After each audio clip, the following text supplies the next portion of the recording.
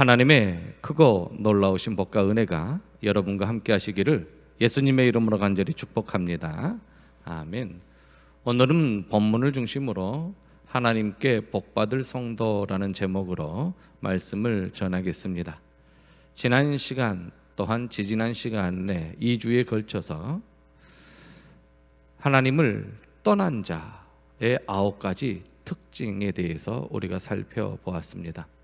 이제 하나님께 복을 받은 성도는 어떠한 성도인지 오늘 말씀을 전하려 합니다.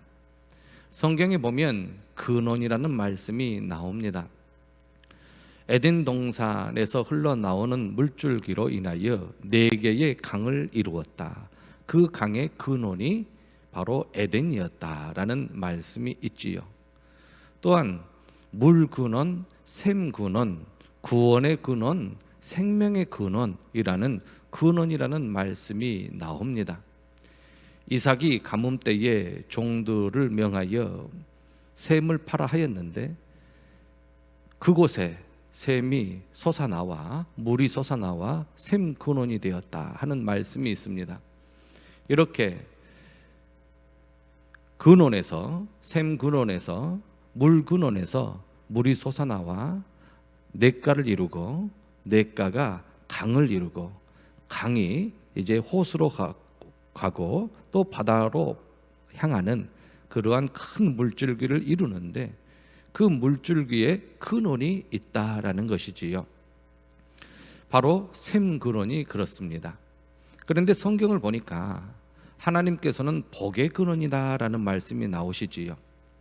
오늘 이사야서 41장 말씀을 보니까 헐벗은 산에서 강을 내며 골짜기 가운데에 샘이 나게 하며 광야가 못이 되게 하며 이렇게 하시는 분이 누구시냐라는 겁니다. 그분이 진정한 근원이시지요. 그리고 마른 땅에 샘 근원이 되게 하실 분이 누구시냐? 우리는 육신의 눈으로 샘의 근원만 봅니다. 그런데 그 샘의 근원을 이루게 하시는 참 근원 되시는 하나님이 계심을 성경은 말씀하고 있는 것이지요.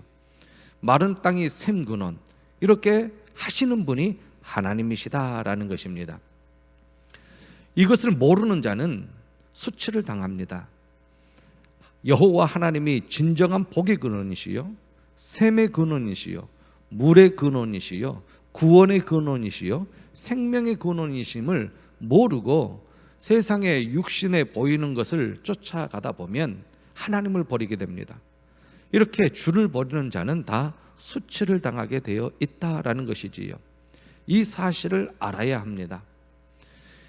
하나님께서 이사야 선지자를 통하여 주시는 말씀이 하나님을 떠난 자는 헛되고 모든 것이 헛되다는 것인데 아무리 그의 업적과 그의 재능과 그의 위대함을 기록하여도 흙에 기록하는 것과 같다라는 것인데, 여러분들이 바닷가에, 여러분들이 모래사장에 글을 써본 적이 있을 겁니다. 아니면 써놓은 글을 본 적도 있을 거예요. 바다 모래사장에 큰 글로 막대기를 이용하든지 도구를 이용하여 크게 글을 써놔도, 깊게 글을 써놔도 바닷물이 들어와서 파도가 치고 나가버리면 그게 다 지워져 버립니다. 이렇게 돼버리는 거죠. 여호와를 떠난 자는 흙에 기록되리니 다 없어집니다. 그러나 생수의 근원 되신 하나님은 결코 없어지지 않는데, 이걸 모르고 하나님을 떠난 자는 생수의 근원 되신 여호와를 버리기 때문에 다 헛것이고 헛고생이다라는 것이지요.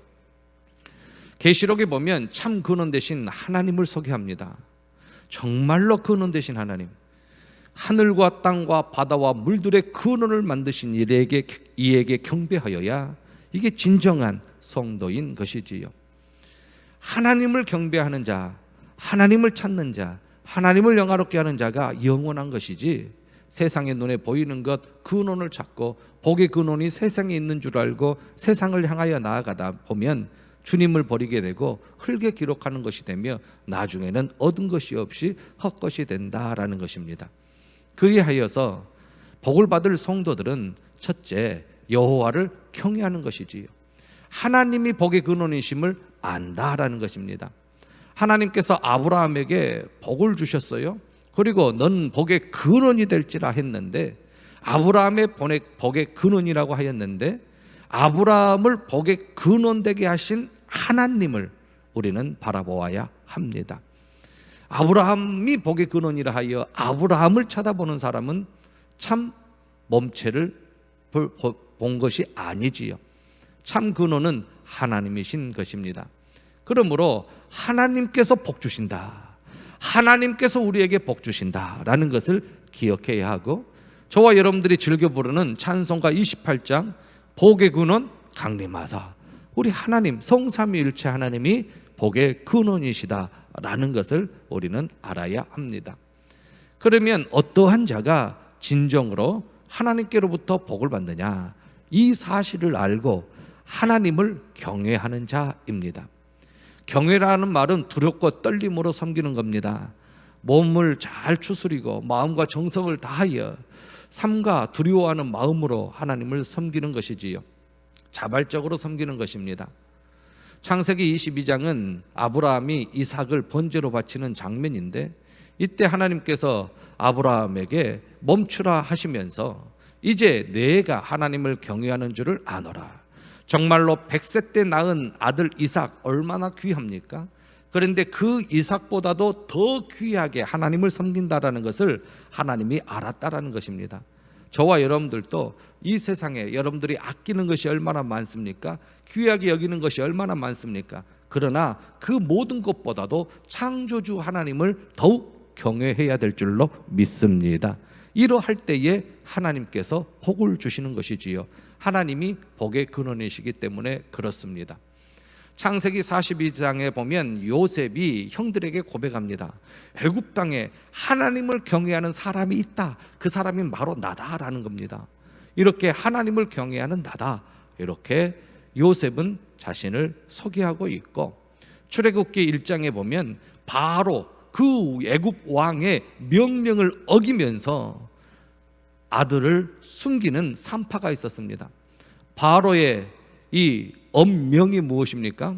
유대인들이 낳은 아들들은 죽이라는 거죠. 너무나도 비참한, 너무나도 말로 표현할 수 없는 참담한 그러한 명령입니다. 그런데 산파들은 하나님을 경외하였기에 바로 명보다 하나님을 경외하여 하나님의 말씀을 따라 그 바로의 명령을 거역하지요. 하나님을 경외하는 그 산파들에게 하나님께서 복을 주셨는데 그들의 집안을 흥황하게 하셨다라는 것입니다. 이렇게 복의 근원은 살아계신 하나님인 것이지요. 욥을 보면 욥은 동방의 의인이라 인정을 받았는데 왜 동방의 의인인가 보니까 하나님을 경외한 자였다라는 것입니다. 하나님을 경외하는 자에게 하나님께서 복을 주신다라는 것이지요. 반대로 악인이 있어요. 이 악인의 기준은 하나님을 경외하지 아니한 자가 악인입니다. 하나님께 경배하지 않습니다. 하나님을 섬기지 않아요. 하나님께 나오지 않습니다. 하나님을 떠납니다. 이들은 악인들입니다. 순간 잘 되는 것 같습니다. 하나님을 떠나서 잘 될 것 같습니다. 그러나 장수하지 못합니다. 오래가지 못합니다. 그림자와 같이 사라지고 맙니다. 하나님을 경외하는 자만이 영원한 복을 누리는 것이지요.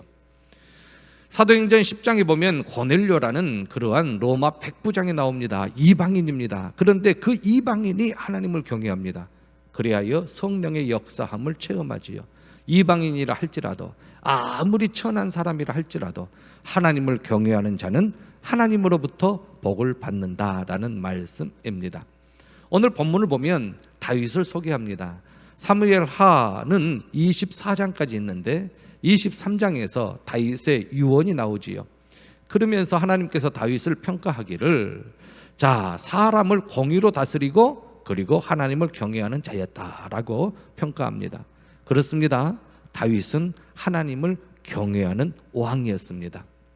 이렇게 하나님을 경외하는 자에게 하나님께서 오늘 본문에 복을 기록하셨는데, 돋는 해의 아침 같고 얼마나 찬란합니까?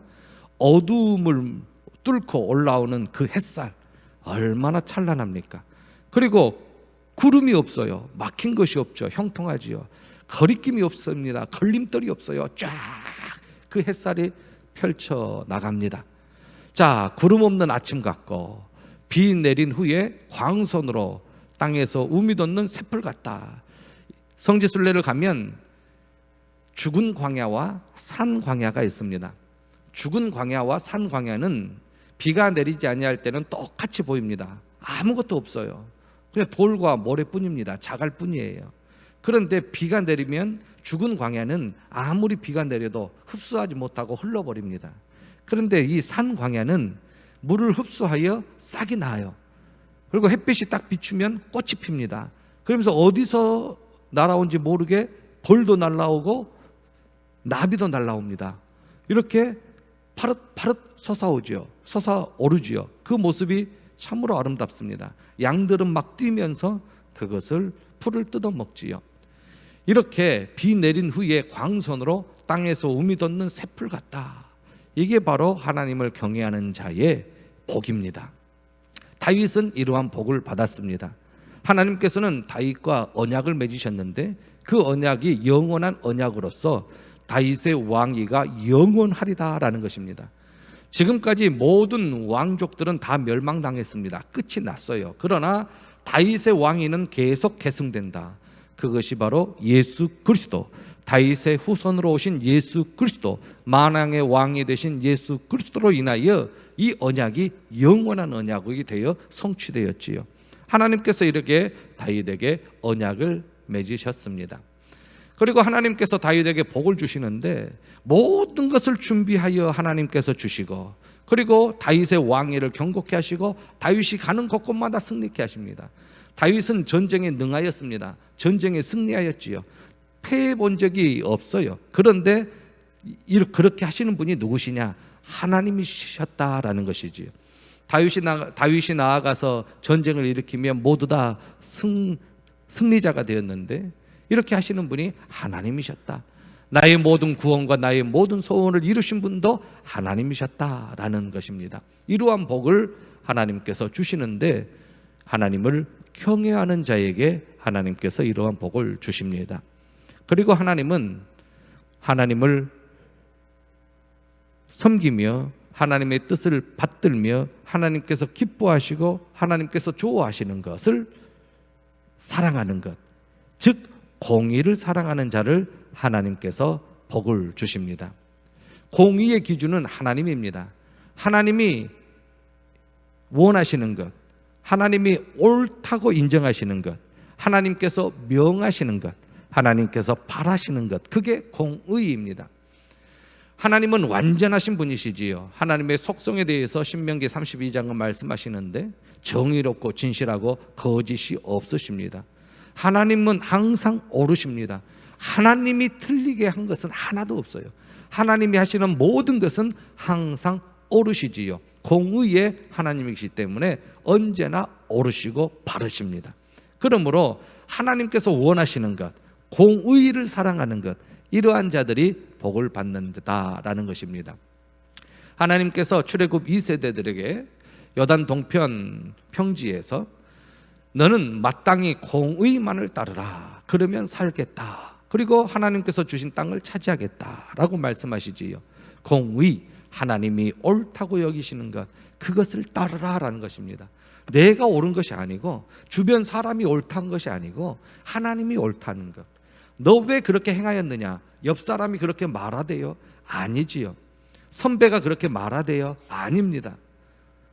하나님께서 옳다 하는 것을 따르는 자가 공의를 사랑하는 것이고 바로 이러한 자가 하나님께로부터 복을 받는다라는 것입니다.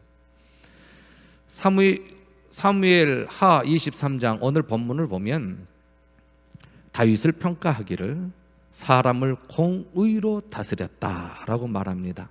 왕이 되면 자기 마음대로 하고 싶은 것이 있어요. 그런데 내 마음대로보다도 하나님이 원하시는 것, 하나님의 뜻이 무엇인가, 그것을 쫓아갔던 다윗인 것이지요.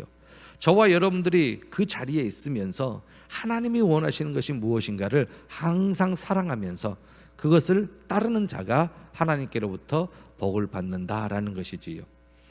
하나님을 경외함으로 다스리고 또한 공의를 사랑하면서 다스렸던 다윗에게 하나님께서 놀라운 복을 주셨습니다.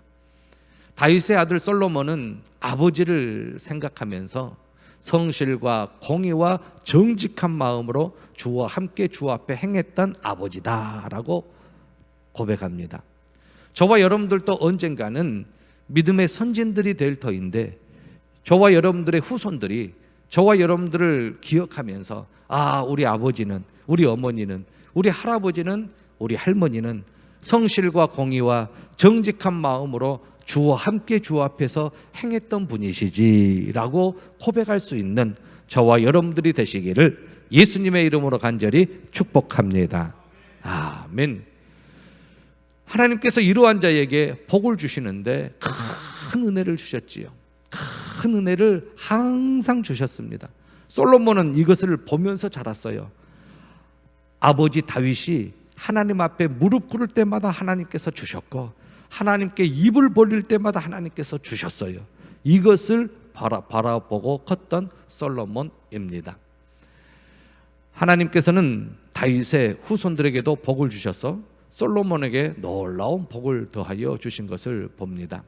이렇게 다윗은 하나님께서 기뻐하시는 방법대로 정의와 공의를 행하면서 백성들을 다스렸던 다윗입니다. 성경에 보면 공의를 따르는 자가 나오는데 욥이라는 사람입니다. 욥, 절대로 공의를 굽게 하시는 하나님이 아니시다. 그러므로 공의를 붙잡으면 그게 정답이라는 것입니다. 많은 정답 중에, 많은 선택 중에 하나님이 기뻐하시는 것, 하나님이 원하시는 것을 선택하면 결코 헛되지 않는다. 하나님은 공의를 굽게 하시는 분이 아니시기 때문에, 공의를 그대로 행하시는 분이시기 때문에 공의를 붙잡고 정의를 붙잡으면 그게 복받을 길이다 라는 것을 욥은 알았습니다. 그리하 이어서 전능자는 공의를 굽히지 아니하시기 때문에 공의만을 따르겠노라는 욥의 고백이지요. 그렇습니다. 갈라디아서에서 보면, 잠언서에서 보면 공의를 굳게 지키는 자는 생명에 이르고 악을 따르는 자는 사망에 이르느니라. 잠언서를 보면 공의에 대한 이야기가 덜어 나옵니다. 공의를 굳게 지키는 자는 생명에 이르고, 또 한 군데 잠언을 살펴보면 공의로운 길에 생명이 있다라는 거죠. 그렇습니다. 저와 여러분들의 생명, 무엇을 선택하여야 그 생명의 길로 걷는 것입니까? 공의다라는 것이지요. 공의는 하나님의 보호함을 받습니다. 공의를 행하는 자는 하나님의 보호함을 받습니다. 반대로 악은 죄인을 패망하게 하는 것이지요. 그러므로 저와 여러분들은 공의를 붙잡아야 한다라는 것입니다. 공의는 나라를 영화롭게 하고 죄는 백성을 욕되게 한다. 항상 공의와 죄와 공의와 악인과 이렇게 대조적으로 나오는 잠언서의 말씀이지요. 어디를 선택할 거냐, 무엇을 선택할 거냐라는 것입니다. 저와 여러분들은 공의를 선택해야 한다라는 것이지요. 공의를 사랑해야 하는 것입니다. 왜냐? 하나님께서는 이 악인들을 미워하시는 이유가 공의를 따라가지 않기 때문에 하나님께서는 악인들을 미워하십니다.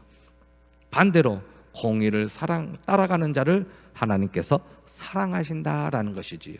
그러므로 저와 여러분들이 하나님께로 복을 받고, 하나님께로부터 복을 받고, 또한 저와 여러분들이 하나님의 사랑을 받을 수 있는 길이 있어요. 그 길이 공의를 따라가는 길이다. 공의는 하나님이 기뻐하시는 길, 하나님이 원하시는 길, 하나님이 옳다고 인정하시는 길을 따라가는 게 공의를 따라가는 것이고, 거기를 따라가다 보면 하나님의 사랑을 받습니다.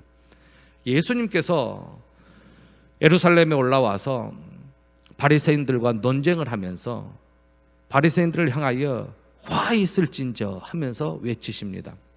왜냐하면 형식적인 것은, 눈에 보이는 것은, 사람에게 보일 것은 잘 하면서 너희들이 공의를 버린다, 내적으로 하나님이 원하시는 공의를 버렸다, 이것도 행하고 저것도 행하여야 될 터인데 하나는 하는 척하고 하나는 아예 버려버렸다, 너희들은 하나님께 복을 받지 못한다. 이 화 있을진저 하면서 바리새인들에게 책망했던 예수님의 음성을 듣습니다. 요한계시록에 보면 백마 탄 예수님이 나오시는데 요즘 이단들이 너나 할 것 없이 백마를 타고 사진을 찍어요. 그러면 자기가 교주인 줄 알고 착각하고 있습니다. 자기가 메시아인 줄 알고 착각하고 있습니다. 그런 교주들이 있죠. 예, 교주들. 자, 백마를 타신 분은 예수 그리스도신데 그분은 충신과 진실이다라는 이름으로 불리우고 공의로 세계 심판하시는 분이시지요. 우리 주님 다시 오시면 공의로 심판하셔요. 그래서 공의를 붙잡은 자는 심판대에서 기뻐하지요. 그런데 공의를 저버리고 공의대로 하나님의 뜻대로 하지 아니하는 자들은 심판대에서 슬피 울며 이를 가는 일이 있지요. 그러므로 저와 여러분들은 정답은 공의다. 하나님이 옳다 하는 것, 그것이 정답이다 라는 것입니다. 이러한 자가 복을 받는다라는 말씀이지요. 마지막 세 번째로 말씀에 순종하는 자가 복을 받습니다. 아브라함에게 하나님께서 명령하였는데 그 명령에 순종했던 아브라함, 복의 근원 되게 하셨습니다. 왜 아브라함이 복 받았습니까? 하나님의 말씀에 순종했기 때문에. 하나님의 명령과 하나님의 계명과 하나님의 율법과 하나님의 법도를 지켰기 때문에. 그렇기 때문에 아브라함이 복을 받았다라는 것이지요. 이스라엘 백성들이 왜 복을 받았습니까? 어떨 때 복을 받았습니까? 하나님의 말씀에 순종할 때 이스라엘 백성들도 복을 받았습니다. 그런데 언제 이스라엘 백성들이 하나님으로부터 책망을 받습니까? 하나님의 말씀을 저버렸을 때. 출애굽 1세대들 중에 가나안 땅을 들어간 유일한 두 사람 여호수아와 갈렙인데 갈렙을 평가하기를 여호와께 순종한 사람이었다라는 것입니다. 그러면서 이 갈렙에게 복을 주셨는데 여러분 밟는 땅을 갈렙과 후손들에게 다 주었어요. 여러분들이 밟는 땅을 하나님께서 다 주신다면 얼마나 큰 복입니까? 막 밟고 다닐 거 아닙니까? 예? 뭐 다 내 땅이고 내 후손들 땅이니까 하나님께서 이렇게 복을 주셔요. 하나님의 말씀에 순종하는 자에게 밟은 땅을 그와 그의 후손에게 주신다. 얼마나 놀라운 복입니까? 그런데 여호수아 시대가 지나고 사사시대에 이르러서 보니 하나님의 말씀을 후손들에게 가르치지 않았어요. 그래서 자녀들이 출애굽 2세대 자녀들이 사사기 이후에 하나님의 말씀을 버립니다. 그래서 하나님께서 진노하시지요. 하나님께서는 조상들과 맺은 언약이 있습니다. 시내산 언약. 너희들이 내 말에 순종하겠느냐? 너희들이 내 말에 순종하면 나는 너희의 하나님이 되고 너희들은 내 백성이 될 것이다. 성경에 약속된 복으로 내가 너희들에게 복을 주겠다. 그러나 이 언약을 깨트려 버리고 저버리면 성경에 약속된 저주를 너희들에게 내리겠다.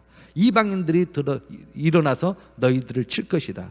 인간 채찍과 인간 막대기로 너희들을 다스릴 것이다. 징계할 것이다. 언약 백성이 되겠느냐? 예, 우리가 언약 백성 되겠습니다. 근데 그 언약을 저버려요. 이스라엘의 후손들 사사시대에 자기 소견대로 행해버립니다. 하나님의 말씀이 순종이 아니에요. 하나님의 목소리를 순종하지 아니해요. 그렇기 때문에 하나님께서 진노하신 것이지요. 애굽을 들어서 블레셋을 들어서 모압과 암몬을 들어서 에돔을 들어서 아수르를 들어서 블레셋을 바벨론을 들어서 이스라엘 백성들을 하나님께서 징계하신 것을 성경을 통하여 봅니다. 그래서 사무엘이 백성들에게 하나님께서 좋아하시는 것을 해라. 하나님께서 좋아하시는 것은 형식적인 예배가 아니라 정말로 순종이다. 하나님의 말씀을 듣고 순종하는 것이 정말로 하나님께서 기뻐하시는 것이니까 그것을 행하라 라고 말씀했던 것을 봅니다. 에레미야 선지자는 눈물의 선지자지요. 이스라엘의 패망, 이스라엘의 멸망을 먼저 하나님께서 보여주셨고 그리고 그 멸망을 선포하게 했고 그 멸망이 이루어지는 것을 눈으로 본 선지자가 에레미야 선지자입니다. 하나님께서는 에레미야 선지자를 통하여서 애굽 땅에서 이끌어내던 날에 너희들과 맺은 그 언약을 잊지 말라. 언약 백성으로서 살아가라. 그렇게 외쳤건만 그들은 하나님의 말씀을 따라 행하지 아니합니다. 하나님의 말씀에 순종해야 될 너희들, 하나님의 명령대로 따라서 행해야 될 너희들, 그렇지 못한 너희들, 이렇게 하는 외치지요. 자, 그렇게 하나님의 백성이 되고 하나님의 너희의 하나님이 될, 그리하면 너희는 내 백성이 되고 나는 너희의 하나님이 되리라 하신 이 언약을 이스라엘 백성들이 깨버립니다. 쳐버리는 것이지요. 하나님의 말씀을 순종해야 될 그들. 그런데 에레미야 선지자만 하나님께서 선지자로 보내신 것이 아니에요. 많은 선지자를 보내가지고 똑같은 이야기를 하십니다. 하나님의 말씀에 순종하라. 우상을 버리고 악한 것을 버리고 너의 생각을 버리고 하나님께로 돌아오라. 악한 마음을 따라 행하지 말고 완악한 마음을 따라 행하지 말고 악을 행하지 말고 하나님께로 돌아오라. 너희들이 지금 너희들 조상보다도 더 악한 악을 행하고 있다. 거기에서 돌아서라 라고 많은 선지자를 보내어서 말씀을 전하였지요. 그런데도 이스라엘 백성들은 어떠합니까? 순종하지 아니합니다. 그러니 하나님께서, 공의의 하나님께서 언약대로 약속대로 징계 내릴 수밖에 없는 것을 성경을 통하여 봅니다. 왜 이스라엘 백성들이 하나님으로부터 징계를 받습니까? 하나님의 말씀에 순종하지 아니하였기 때문에, 하나님의 말씀에 귀 기울이지 아니하였기 때문에, 목이 곧은 백성이어가지고 뻔뻔하게 하나님의 말씀에 불순종하면서도 뻔뻔하게 살아가는 그들, 하나님의 교훈을 듣지 않고 받지 않았기 때문에 하나님께서 징계를 내렸다. 꾸준히 깨우치라고 깨우침을 줬지요. 선지자를 보내어서, 꾸준히 선지자를 보내어서 하나님의 말씀에 순종하라. 하나님의 말씀에 순종하지 아니하면 너희들이 성경에 기록된 대로 징계를 받을 것이다. 언약대로 하나님이 진노하신다 하여도 그들은 하나님께로 돌아오지 않았다라는 것입니다.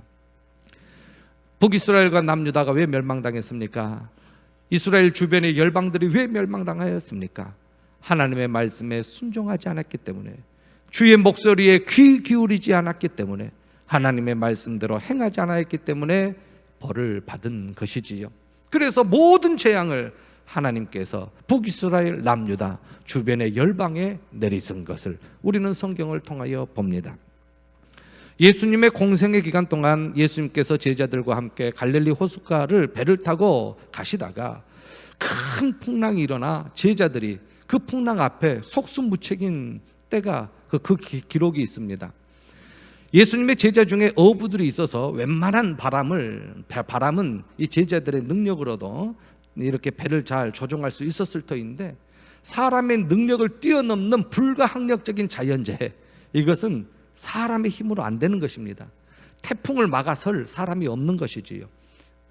바로 갈릴리 호숫가에 광풍이 불어 제자들도 속수무책인 이러한 상황 속에서 예수님께서 일어나셔서 바람과 바다를 꾸짖으십니다. 그러니까 바람과 바다가 순종합니다. 이것이 공간복음에 마태복음에도 기록되어 있고 마가복음에도 기록되어 있고 누가복음에도 기록되어 있습니다. 아니, 누구시기에 바람과 물이 그의 명령에 순종하는 것? 창조주 하나님, 성삼위일체 하나님은 창조주이시기 때문에 바람과 바다, 자연현상도 성삼위일체 하나님께 순종합니다. 그런데 하나님께서 그토록 사랑하시는 하나님의 형상으로 빚으신 인간은 하나님의 말씀에 불순종해요. 자연과 바람도 심지어 귀신들까지도 예수님의 명령에 순종하는데 사람들이 불순종하는 겁니다. 그러면 불순종하는 그들은 어떠한 자들인가? 요한복음 3장 16절, 하나님이 세상을 이처럼 사랑하사 독생자를 주셨으니, 그 쭉쭉쭉 읽어보면 36절에 아들에게 순종하지 아니하는 자는 영생을 얻지 못한다.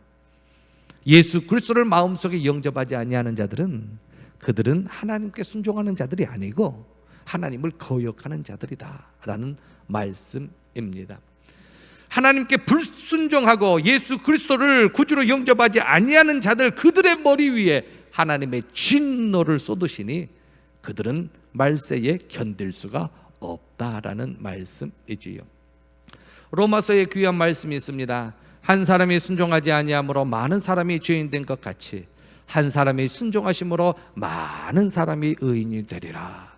예수 그리스도의 순종의 모습, 십자가에 이르기까지 달려 피를 흘리며 물과 피를 쏟으시며 죽으면서까지 순종을 보여주셨던 예수 그리스도의 그 순종의 본, 저와 여러분들이 따라야 될 순종인 것이지요.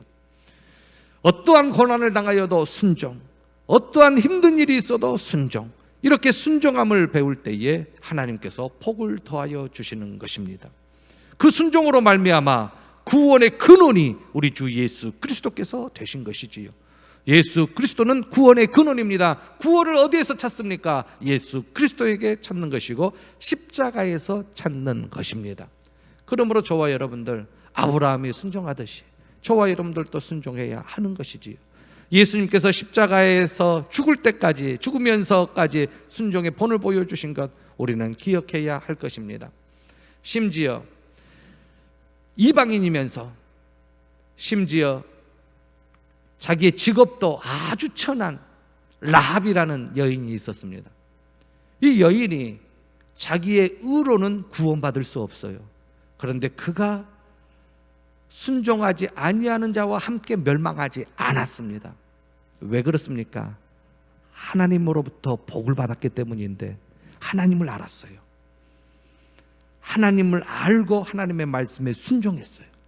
그러므로 라합은 이렇게 순종하지 아니하는 자와 함께 멸망하지 아니한 것입니다. 사랑하는 성도 여러분, 이방인이라 할지라도 고넬료도 라합도 아브라함도 하나님의 말씀에 순종함으로 하나님께로부터 복을 받았습니다. 저와 여러분들은 복받을 성도가 되어야 될 줄로 믿습니다. 어떠한 사람이 복을 받습니까? 첫째, 시작, 하나님을 경외하는 자. 둘째, 시작, 공의를 사랑하는 자. 셋째, 시작, 말씀에 순종하는 자가 되어 하나님으로부터 큰 복을 받아 누리는 저와 여러분들 되시기를 예수님의 이름으로 간절히 축복합니다. 아멘.